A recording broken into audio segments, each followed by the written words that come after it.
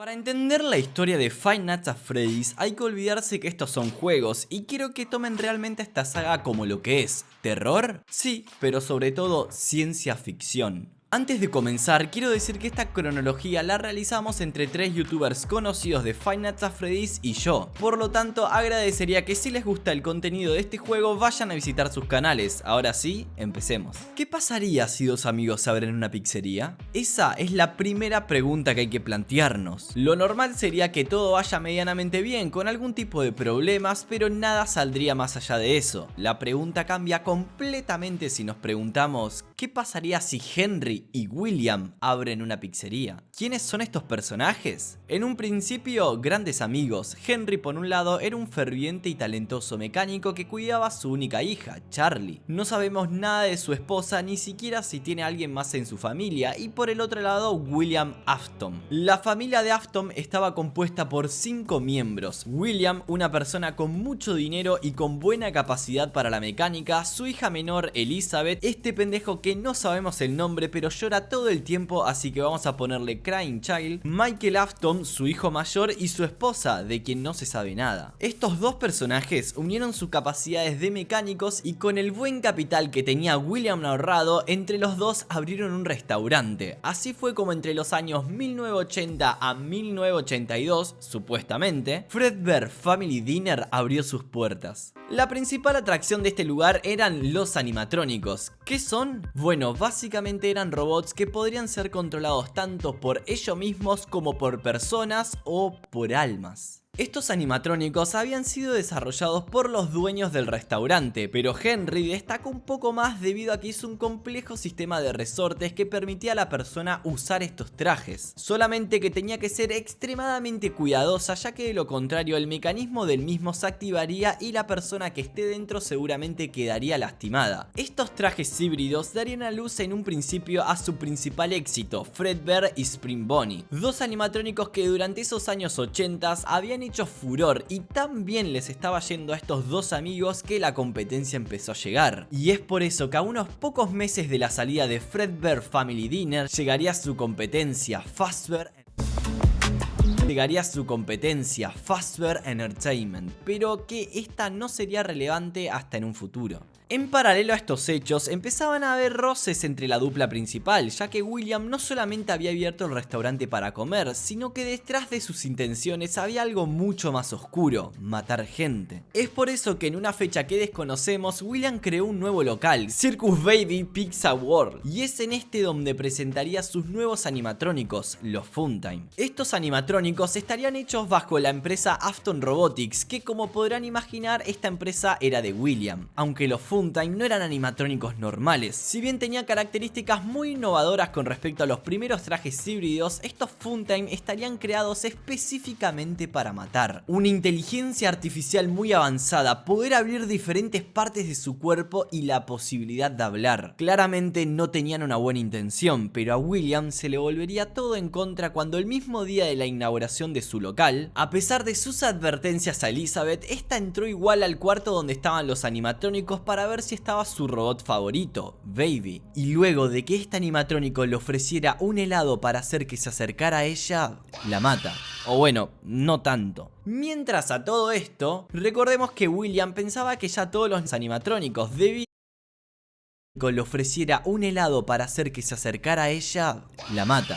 O bueno, no tanto. Mientras a todo esto, recordemos que William pensaba que ya todos los niños estaban capturados dentro de los animatrónicos debido a que la apertura de su local había sido completamente exitosa. Entonces alerta a toda la gente de una fuga de gas para que así tengan que evacuar el local y él poder ir a ver su recompensa. Cuando William va a ver si sus animatrónicos habían capturado niños, sí, así es, habían capturado niños, que eso lo sabemos debido a que en los planos de los animatrónicos aparecen cuerpos dentro de estos robots, pero también William se daría cuenta de que su animatrónico principal había matado a Elizabeth, o en realidad su hija estaba tomando el control de Baby debido a que los ojos del animatrónico pasarían de ser azules a como los tenía su hijita, verdes. Por supuesto que William, al enterarse de todo esto, no sabe qué hacer, y es por eso que decide encerrarla en Circus Baby Entertainment, un lugar ubicado debajo de Circus Baby. Tras el cierre de Circus Baby y la incertidumbre de lo ocurrido con su hija menor, estas cosas empezarían a afectar a William Afton, dando comienzo a su declive. Por eso, luego del fracaso de Circus Baby, este vuelve a pedirle ayuda y trabajo a Henry, que a pesar de todos los problemas que había tenido con su anterior socio, le da trabajo de administrador o mecánico. Por eso se lo puede ver colocándole la cabeza de Fredbear a uno de los empleados de Fredbear Family Dinner. Durante estos meses de un año que suponemos que es 1883, Henry creó y anunció otros animatrónicos por la televisión, que serían Freddy, Foxy, Chica y Bonnie. Por supuesto que William, al ver que había creado más animatrónicos, haría crecer la tensión con su nuevo jefe, pero lo que realmente llevaría a William a ponerse de un tono violeta sería la muerte de su hijo menor. El pendejo que llora, Crying Child. ¿Se acuerdan de Mike, el hijo mayor de William? Bueno, este personaje asustaba de manera sobremedida a Crying Child, y mientras este atormentaba a su único hermano chico, William protegía de sobremanera a su hijo menor, poniendo cámaras por toda la casa y dándole un peluche creado por él mismo para que pueda hablarle y sentirse cómodo. Todo esto, a pesar del comportamiento psicópata de William, serviría para vigilar a su hijo menor y así que no se escapara a ver a los animatrónicos, debido a que a Crying Child le fascinaban. Pero William, al haber creado con Henry los dos primeros trajes, sabían lo que podían hacer y lo dañino que eran, por eso las medidas de sobreprotección. Pero ahora vamos a remontarnos a una teoría entre Five Nights at Freddy's 4 y The Twisted Ones, el primer libro. Supuestamente Five Nights at Freddy's 4 ocurriría en las pesadillas de Crying Child, pero la verdad es que no. Las pesadillas esas que ves son reales y no un mal sueño de este niño, ya que son parte de un plan muy macabro de su padre. Verán,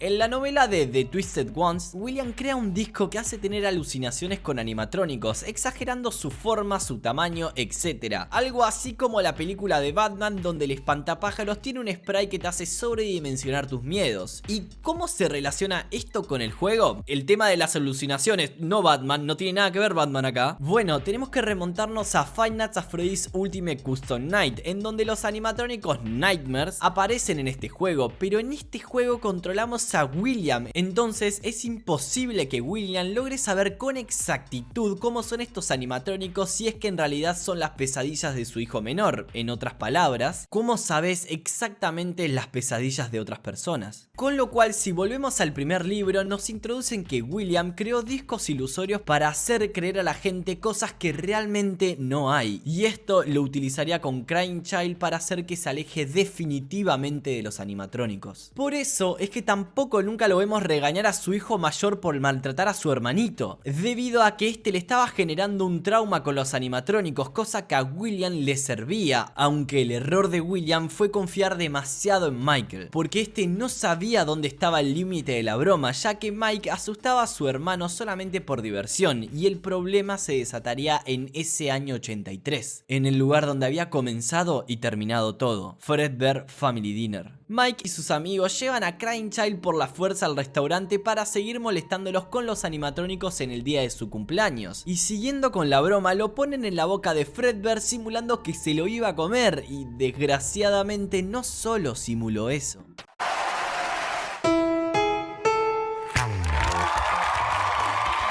Díganos, ¿cuál es su inspiración? Eso sucede por tener los dedos entrenados de jugar Play Usu. Nuestro sabor es nuestra magia. Con mucho México. Cerveza Victoria. Simuló eso.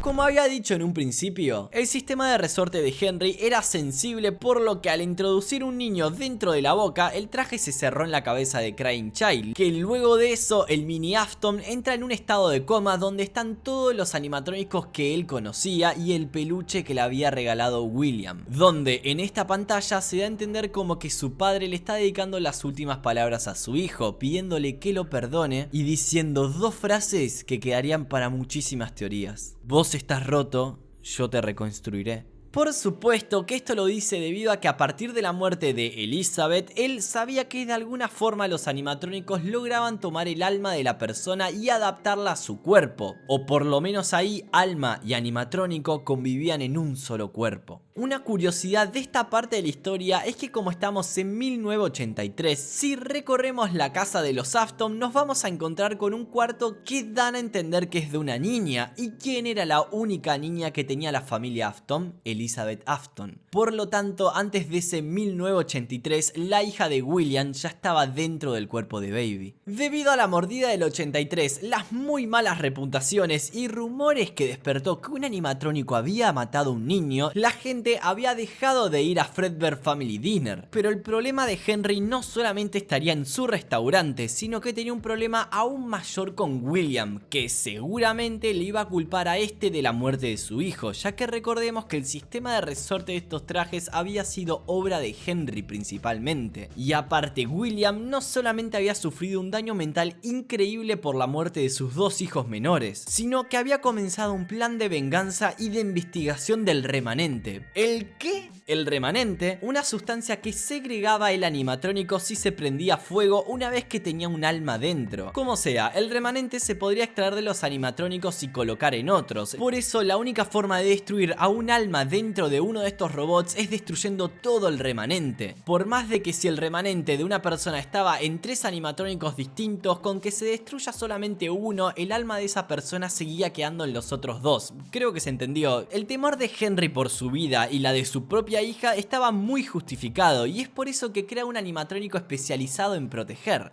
Puppet. Pero por más animatrónicos que haya, si a este lo encierran en una caja de regalos, no serviría para nada. Y es por eso que un día entre los años 1983 a 1985, William tendría la oportunidad de vengarse de su ex amigo, y una vez que se encuentra con Charlie a las afueras del restaurante, este la mata. Luego de que Puppet pudiera escapar de donde estaba encerrada, sale a buscar a Charlie a pesar de que la lluvia obviamente dañó todos sus circuitos, pero ya era demasiado tarde y este animatrónico decide pasar los últimos momentos de Charlie a su lado abrazándola. Pero esto, aparte de ser un simbolismo, lo que está haciendo Puppet es que el alma de Charlie vaya a parar dentro de este animatrónico, por lo que sí, Puppet tiene mitad animatrónico, mitad Charlie. Henry, al enterarse de la muerte de su hija, empezó una investigación judicial que nunca pudo llegar a nada, ya que William, o mejor dicho, Purple Guy, había logrado salirse con la suya, y debido a esto Henry desaparece por completo vendiendo todos los animatrónicos a Fazbear Entertainment. La empresa que había estado esperando todo este momento para tener animatrónicos ahora salía a la luz. Mientras todo esto pasaba, si bien la investigación de la policía no había llegado a ningún puerto, dudaban de William, y es por eso que este se alejaría un tiempo de situaciones de peligro, ya que no quería ser atrapado. Por eso le cuenta a Mike que su hermana seguía viva dentro del cuerpo de un animatrónico y que tenía que ir a buscarla, que estaba en el subsuelo de Circus Baby. Mike no entendió absolutamente nada de lo que su padre le dijo, pero aún así le hizo caso, ya que él se sentía culpable por la muerte de su hermano más chico y haría lo que sea para salvar a su hermana. Es por eso que este baja a las profundidades de Circus Baby Pizza World y se encuentra con lo que su padre le había dicho: su hermana era un animatrónico. Desde ya que Mike tenía las mismas dudas que su padre en cuanto a cómo sacar a su familiar de ahí, pero eso lo resolvería Baby sola, porque tras seguir al pie de la letra todo lo que le decía su supuesta hermana, los animatrónicos Funtime se fusionarían en uno solo, dando lugar a una nueva entidad, Ennard. Y este da a entender que la única manera de salir de Circus Baby Pizza World era hacerlos todos juntos, pero en el cuerpo de Michael. ¿Y cómo harían esto? Bueno, recordemos que este lugar también es el laboratorio de su padre, y acá es cuando Michael descubriría la Scooper, una máquina que serviría para extraer el remanente de los animatrónicos. Bueno, esa misma máquina le inyectaría Ennard a Mike, y tras pensar que estaba muerto, se confirma que claramente no.